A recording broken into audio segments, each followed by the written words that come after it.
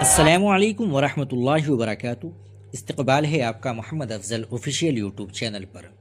ناظرین کرام، شاعر نے سنایا ایسا شعر کہ بھیڑ نے کر دیا حملہ۔ مدھیہ پردیش میں کھرگاؤں میونسپلٹی کی جانب سے منعقد کیے گئے آل انڈیا مشاعرے کے دوران شاعر پر جان لیوا حملہ ہو گیا۔ اسٹیج پر انڈے پھینکے گئے اور شدید دھکا مکی ہوئی۔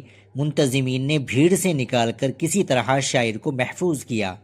اس واقعے کی ویڈیو سوشل میڈیا پر وائرل ہو رہی ہے۔ شہر کے کوتوالی تھانہ علاقے کے زمزم مارکیٹ میں میونسپلٹی کھرگاؤں نے آل انڈیا مشاعرے کا انعقاد کیا تھا۔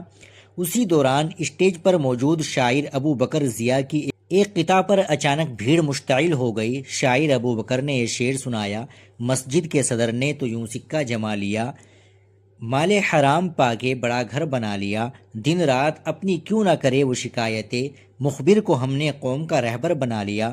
یہ قطعہ سنتے ہی موجود بھیڑ مشتعل ہو گئی اور یہ ناخوشگوار واقعہ پیش آ گیا۔ اس قطعہ پر مشتعل بھیڑ نے پہلے شاعر پر انڈے پھینکے۔ شاعر بار بار امن قائم رکھنے کی بات کرتے رہے، لیکن اچانک بھیڑ کے کئی لوگ اسٹیج پر چڑھ گئے۔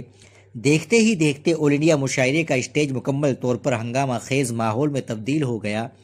حملے کے بعد پروگرام کو ادھورا چھوڑ کر روکنا پڑا۔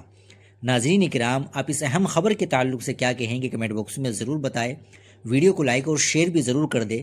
آپ چینل پر نئے ہو تو چینل کو ضرور سبسکرائب کر لیں۔ ملتے ہیں انشاءاللہ اگلی ویڈیو کے ساتھ۔ السلام علیکم ورحمۃ اللہ وبرکاتہ۔